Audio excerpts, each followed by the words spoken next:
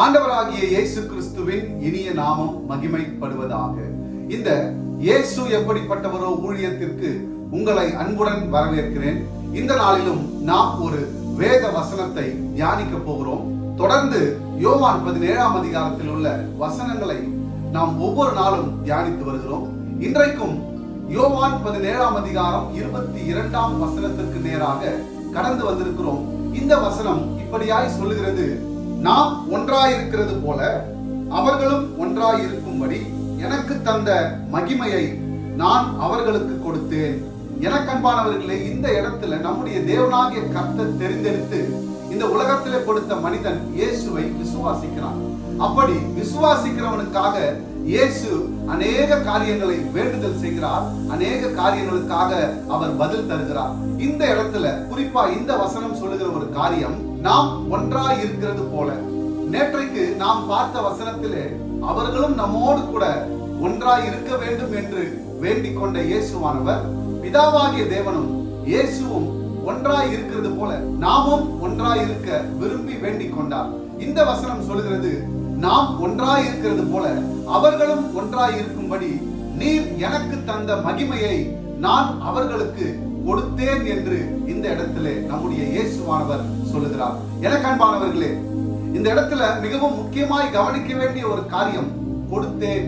இன்றைக்கும் அநேக கிறிஸ்தவர்களாய் இருந்தும் ரட்சிக்கப்பட்டவர்களாய் இருந்தும் அவரிடத்தில் நீர் எனக்கு ஏதாவது ஒன்று செய்யும் என்று வேண்டி கேட்கிறவர்களாய் மட்டுமே நாம் காணப்படுகிறோம்.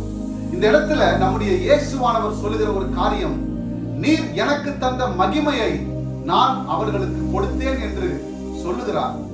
ஏற்கனவே கொடுத்திருக்கிற அந்த மகிமை நம்மிடத்தில் வாசமாய் இருக்கிறது என்று இன்றைக்கு நான் விசுவாசிக்கிறேன். எத்தனை பேர் இந்த விசுவாசத்தை உடையவர்களாய் நீங்கள் காணப்படுகிறீர்கள்? நம்மிடத்திலே இருக்கிற அந்த மகிமை கிரியை செய்ய நாம் முன்வர வேண்டும். அதற்கு நாம் தேவ சமூகத்தில் அர்ப்பணிக்க வேண்டும். தேவன் பிரியமாய் இருக்கிற காரியங்களை செய்ய வேண்டும். தேவனுக்கு உகந்த செயல்களை செய்ய வேண்டும். தேவன் விரும்புகிற பாதையில் நாம் நடக்க வேண்டும். தேவனோடு கூட நாம் சஞ்சரிக்க வேண்டும். தேவனுடைய ஊழியத்தை செய்ய வேண்டும். கிறிஸ்து இயேசுவானவரை குறித்து மற்றவர்களுக்கு சொல்ல வேண்டும். நம்முடைய உலக பிரகாரமான வாழ்க்கையே நாம் வாழ்ந்து கொண்டு இருப்போமானால் தேவனாகிய கர்த்தருடைய மகிமை, அதாவது அவர் கொடுத்தேன் என்று சொன்ன அந்த மகிமை நம்முடைய வாழ்க்கையில் கிரியை செய்ய முடியாது. நம்முடைய வாழ்க்கையில் அவர் கொடுத்தேன் என்று சொல்கிற அந்த மகிமை நம் வாழ்க்கையிலே செயல்பட வேண்டுமானால் நாம் தேவனோடு கூட நம்முடைய வாழ்க்கையை அர்ப்பணிக்க வேண்டும்.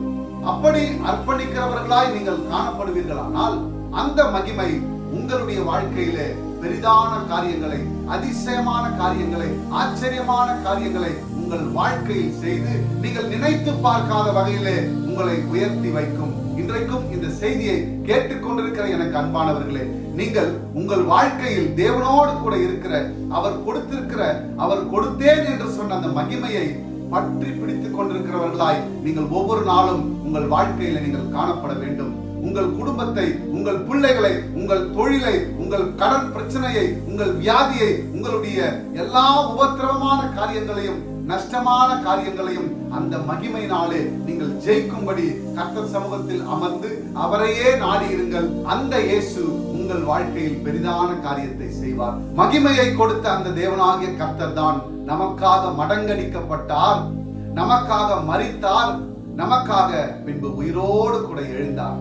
அவர் சிந்தின ரத்தத்தினாலே நாம் இன்றைக்கு நம்முடைய ஜீவிய வாழ்க்கையை வாழ்ந்து கொண்டிருக்கிறோம். அப்பேற்பட்ட இயேசுவை நாடுங்கள். என் தேவனாகிய கர்த்தரை தேடுங்கள். அவர் உங்கள் வாழ்க்கையிலே ஒரு அற்புதத்தை செய்ய வல்லவராய் இருக்கிறார். Thank you. God bless you.